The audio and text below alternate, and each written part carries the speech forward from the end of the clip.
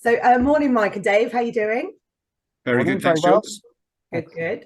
good. So I'm really happy that you guys are joining me today because we're, of course, talking about our rebrand and our move to Active Insight from LeisureNet, as we've been known for almost 25 years. So, great opportunity, really, just to update our friends and colleagues in the industry as to why Active Insight. So, with that in mind, Dave, my first question is why did we move to Active Insight? Of all the names we could have chosen, why Active Insight?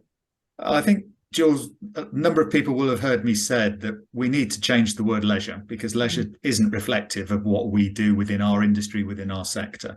We're not leisure centres anymore. We're wellbeing centres. We're activity centres. We're places where people can improve their lifestyle and health. It's leisure is one of those things that almost brings up the cinema and ten-pin bowling and things like that. So I've been talking about that a lot. And as part of our look backwards as LeisureNet, we've also decided that it's really time that we do the same and we remove the word leisure and we reflect who we are and what we do. So the Active Insight piece is around physical activity. It's around helping people move more, to have a better lifestyle. But the insight side of things is really important because we just can't do things on gut reaction. This has to be about what we know, whether that's from consumers, whether it's from non-users, whether it's from the suppliers, whether it's from national bodies, but we have to make sure that the decisions we make are based on insight. And of course, it also reflects our ActiveNet brand as well. So it fits really nicely into that suite of branding icons that we use to make sure people know who we are.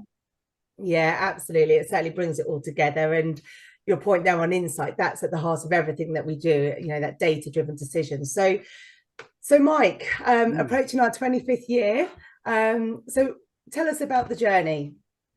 Gosh, well, I can't even remember when it all started. It's that long ago, Jules. But it's really interesting listening to what Dave was talking about and the way things have changed externally. Because when I first started the business, almost 25 years ago, it was a very much leisure centre focused. Mm. One of the and the idea was that we were just going to take all this stuff that was currently happening with paper, face to face, and put it all online.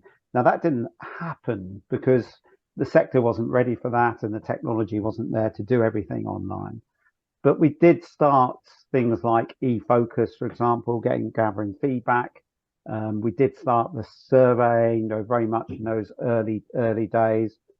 But things have changed, and I think they've changed exponentially in the last 5 years. Mhm. So I can only reinforce what Dave was saying that this is about the business evolving, and some of that is around what's happening externally. Well, a big part of that is happening externally. We need to constantly evolve and adapt to meet those challenges and the changing pace of not only the sector but also of government, of what Sport England's trying to do through things like moving communities.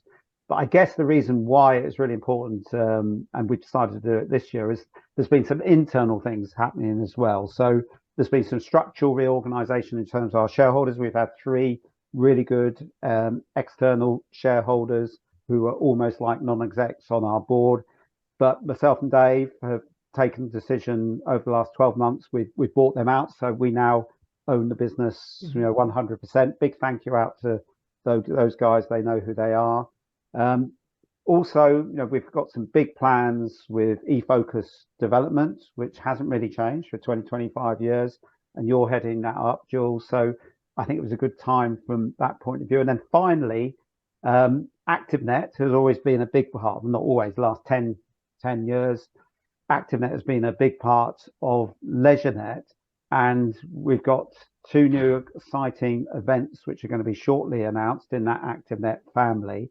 And so I think this new Active Insight just fits in brilliantly with the ActiveNet logo and theme as well. And it shows how important those ActiveNet type events are going to be to the business going forward. Yeah, absolutely. I think it's such a, I mean, I always say it, but it's such an exciting time for us as a team, as a business, in terms of the development of eFocus. As you just said, Mike, it hasn't seen really any development over the last few years. So to now bring a product that is, more than fit for purpose, going to support operators deliver that insight is really exciting. We have, our consumer insight panel where we're really understanding those barriers to exercise, the desire to be more physically active, and having access to this sort of data and feeding that into our learning and development programs is, of course, really, really valuable as well to the industry.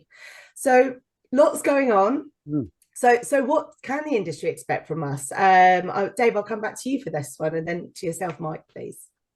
I suppose there's a number of things really. From an ActiveNet point of view, it's about very new suppliers, very new products. You know, the last March event, we had 5 new suppliers there bringing new products to the service and to the sector, which is only going to improve the customer experience of all of those operator partners that we've got working with us. I think so.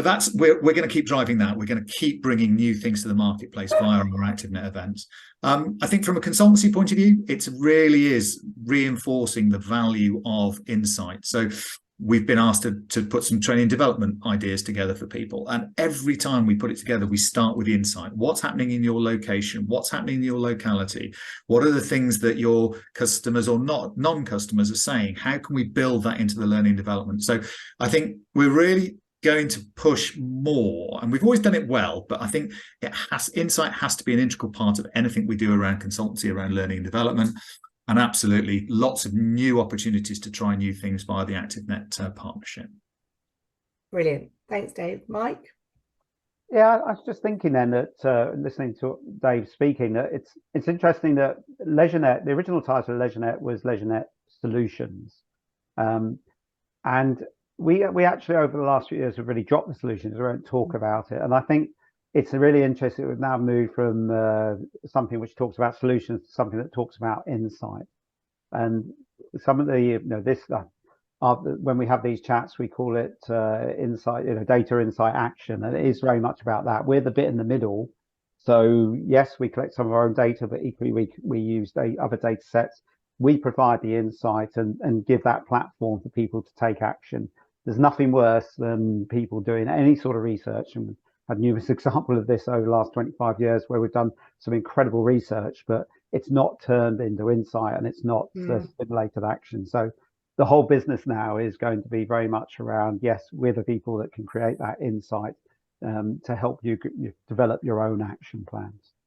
Yeah, and that's crucial, isn't it? And these are the conversations I'm having and hearing over and over, that there's so much data out there, but it can be really challenging to then turn that into insight. And of course, the relationships we have with our partners, industry partners, we can really help sort of fill that gap and move that into actionable insight.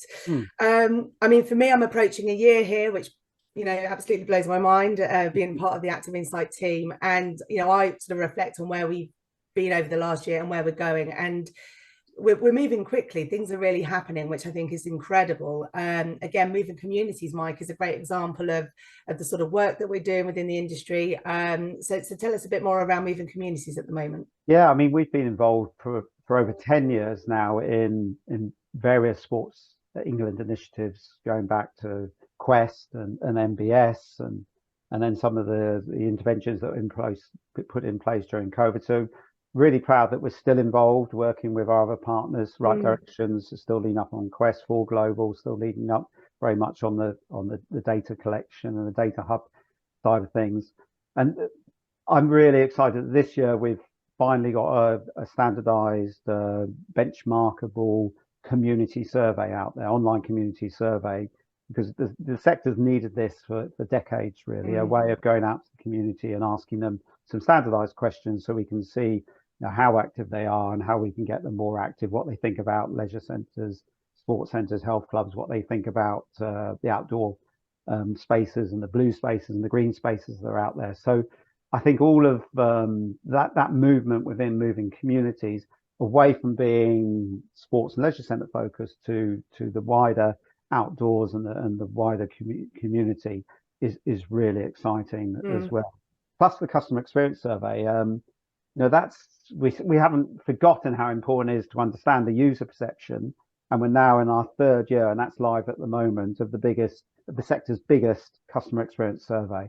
The previous 2 have had 60,000 plus and 40,000 plus respondents, across hundreds of local centres. So that's a fantastic thing which the sector's never had before. So some really exciting initiatives coming out and still being developed with Moving Communities. Yeah, no, like you say, lots going on and all very exciting. And I suppose just to sort of wrap up this very brief chat around Active Insight, who we are and how we're going to support the industry going forward, is a massive thank you for everyone who has supported us and continues to support us. There's lots coming up, as we've alluded to here, in terms of more research, bringing new products to the industry to support operators, support their members through their customer experience journey with them. ActiveNet is growing. We've got more events coming up as well. So we'll obviously keep everyone up to date as we can share more news. But from me to both of you, actually, I want to say a massive thank you for really embracing moving forward with Active Insight, because, 25 years, it's a big year coming up, lots of change, but it's an absolute pleasure to be a part of that. So thank you to you both. No, thanks, Jules. And I guess the one thing me and Dave haven't said is that you're, a crucial part of this, and you coming on board is, really exciting for myself and Dave. We've worked probably too many years together, just the two of us. So it's really important that we get, new blood in, and I think Active Insight is just one example of the changes that you've been instrumental in so far, Jules. Well, thanks, Mike. I wasn't really going for a plug, but I'll take it anyway. So. And I'll reinforce that, Jules, because actually you've been a real catalyst for change. More importantly, you've been a catalyst for reflection. And anybody's watching this, yes, great, get in contact with us, come to one of our events, take part in some of the stuff we're doing. But the one thing I would say is that the time taken to reflect in this process has been so valuable and so important. So if that's all you do as a result of watching this is go away and reflect on what you've achieved in what you do and what you want to do in the future, then that's really important. So make the most of the opportunity. Jules, thank you very much. Thank you both. Cheers. Thanks, Jules. Bye all.